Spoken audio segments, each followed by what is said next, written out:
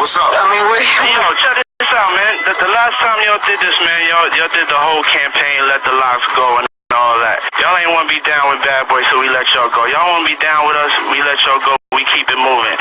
But to get on there and portray like somebody gotta go and steal and rob and be shicing y'all, that ain't really correct, you know what I'm saying? And first of all, I'm at my office right now. I'm always accessible. Y'all ain't gotta get on the radio and do certain tactics and do certain things to ever holler at me. Jadakiss, last time I saw you, I told you, let's get together, let's talk. You know what I'm saying? I told you I'm accessible. I said if anything don't come, if there's somebody standing in the way for you expressing yourself, if any of y'all expressing yourself, y'all can come get at me directly. You know what I'm saying? All that throwing the refrigerator and you gonna kill, y'all ain't killing nobody, man. You know what I'm saying? We businessmen. We all mature adults here. All that right there, I'm at my office. Y'all can sit on this interview with her and talk as long as y'all want to talk about it, or you can take the invitation I gave you before. But it's not even getting there because of your get on the radio, whatever tactics. I ain't your enemy. Dog, we I ain't your enemy. You need to bang like that on that's coming at you. I ain't your enemy. Just yesterday we got a note from your office about killing saying you don't have no idea of none of this or none of nothing. Just yesterday your lawyer told us that. I see you at the show backstage. You said find out what it was. But don't sit here and portray like Puff took nothing from y'all. What is it? What is it? What do you call it? What do you call it? What do you call it? And don't say we can come to your office or do none of that, because we can't do none of that. Street was on your foot. We can't handle it no other way but with lawyers, and you know that, so don't get on the radio and act like a tough guy or none of that. You know how we can settle? You acting tough. Office. So why don't we stop talking on the radio?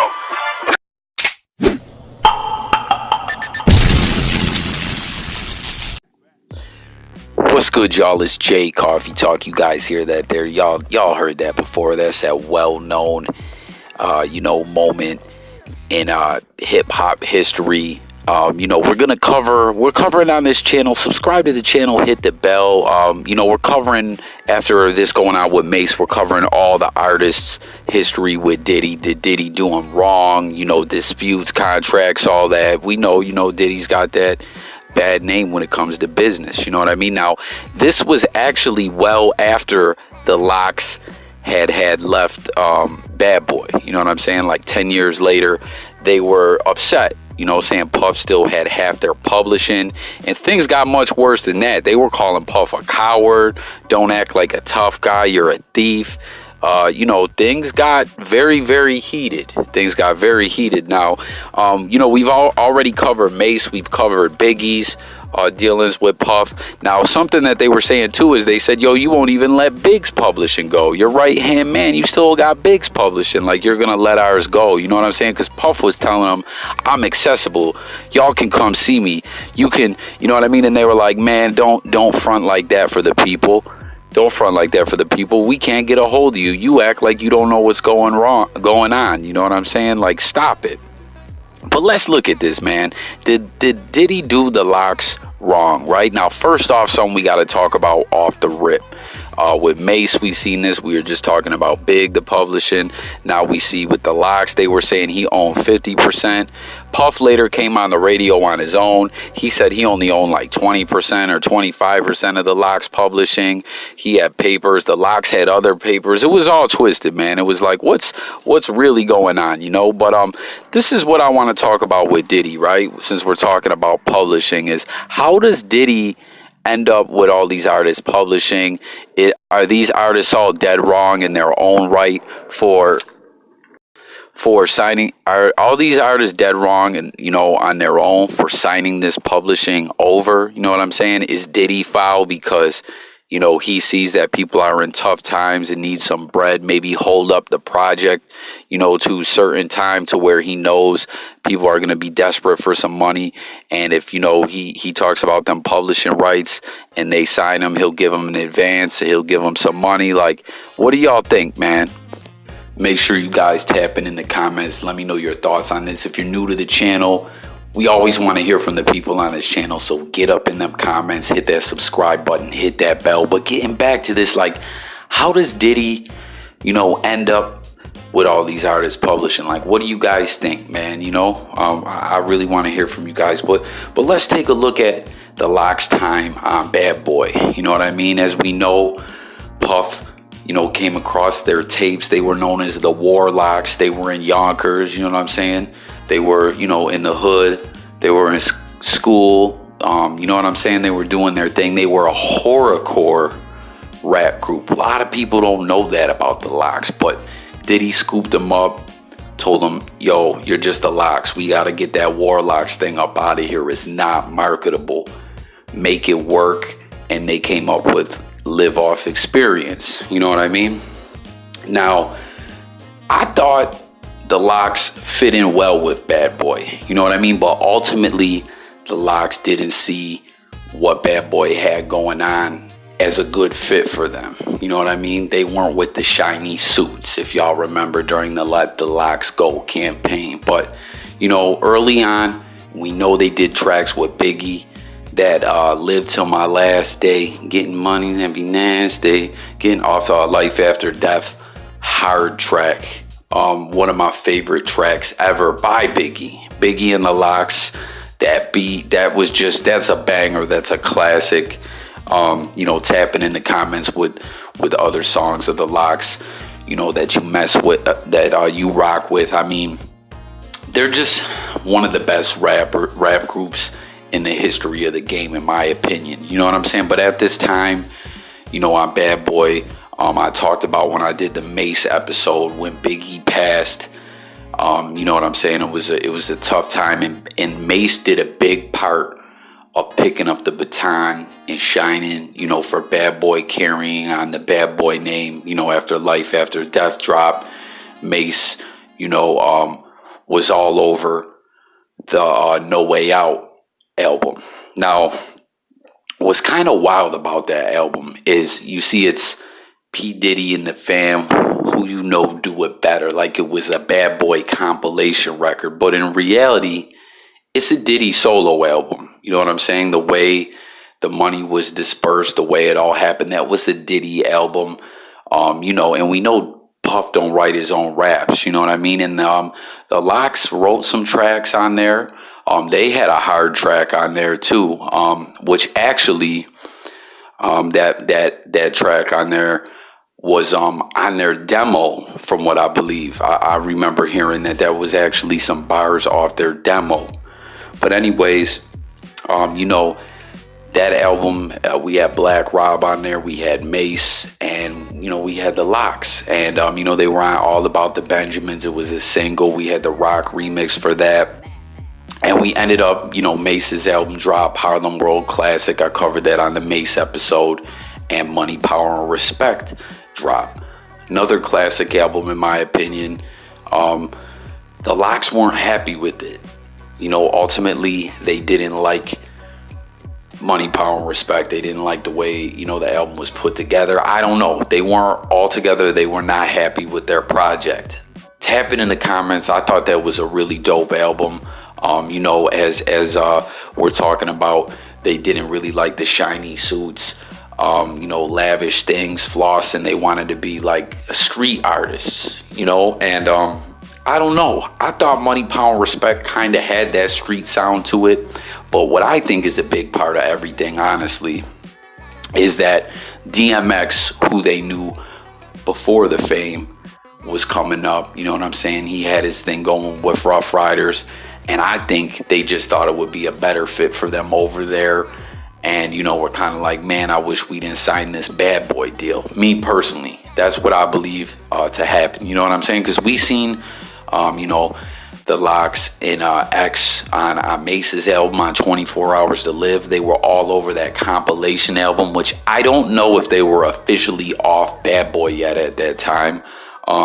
You know what I'm saying? On X's album, they were featured on a few tracks. On the lead-off single, Get At Me Dog, Styles did the hook. On that Done Started Something song, they were on there. That's a you know, a dope track as well. Mase was on there too. But that's what I believe happened, is that they seen X was starting to get on, and they just thought it was a better fit.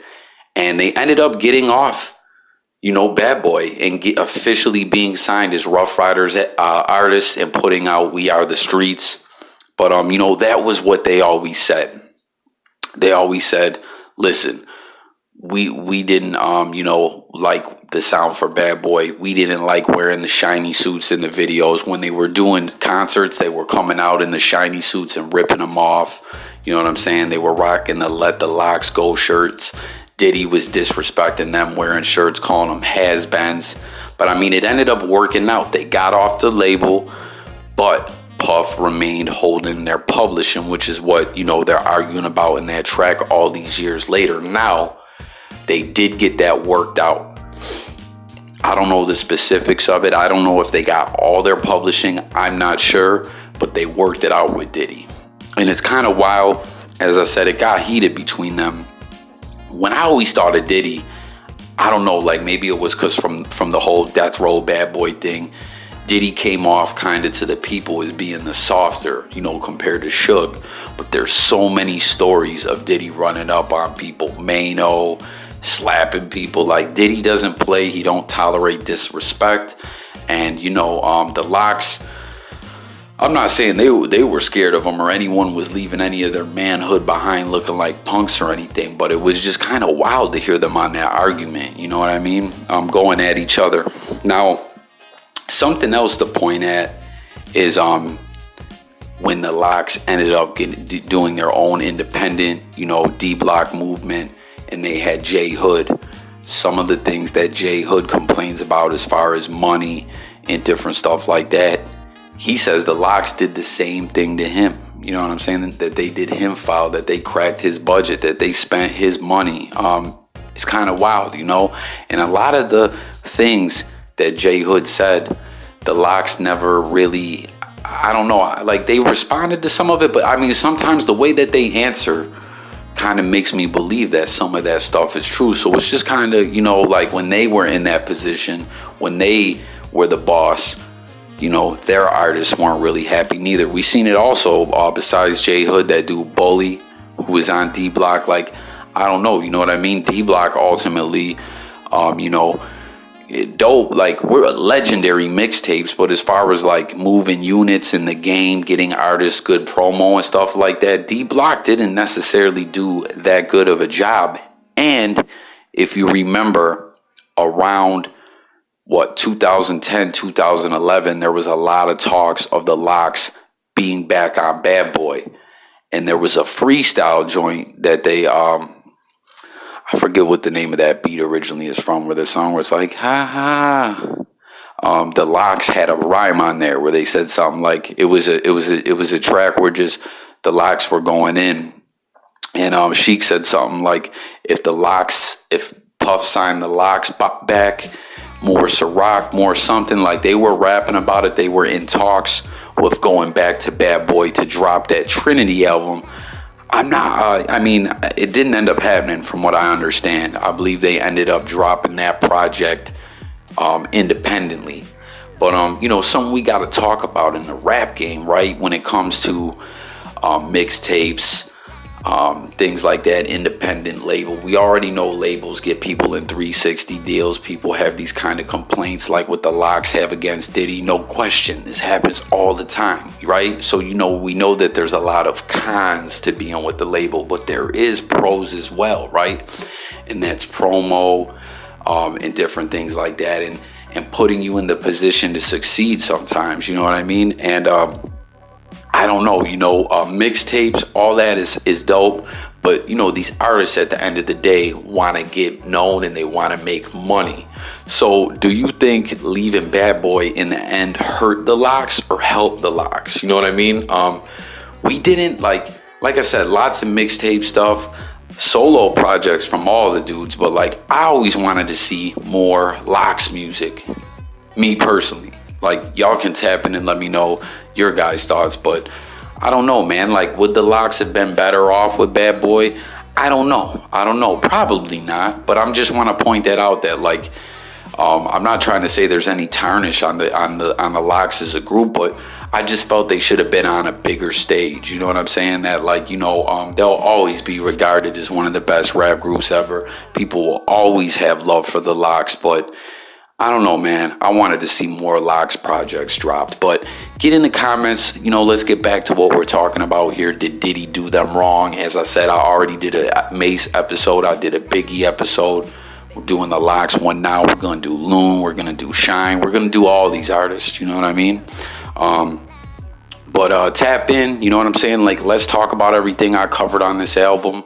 You know, where did it really go wrong?